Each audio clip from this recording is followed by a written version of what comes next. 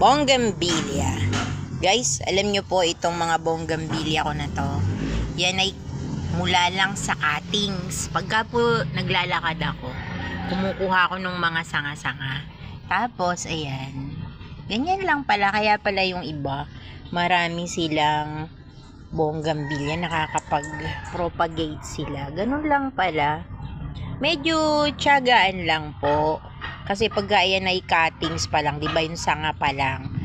Ano yan, itatanim mo yan, tapos aalagaan mo yan. Ako, kailangan po niya ng mayroong nakatakip kasi ayaw niya na magagalaw. Guys, tingnan nyo, natutuwa lang ako ipakita kasi kumbaga achievement natin yan. Iyan ay hindi na natin binili. O, diba? Meron ako isa, dalawa, tatlo. Ayun pa yung isa, maliit. Apat. Tapos ito po, 5, 6, 7. Kasi ito pinagsama-sama ko yan sa isang paso. Ayan, natutuwa lang po guys akong ipakita sa inyo. Ayan, nabasag pa yung paso. Pero pag yan medyo malaki na, mas ililipat ko yan. Alam nyo kung bakit ko to pinagsama-sama? Kasi hindi ako marunong mag-grafting guys.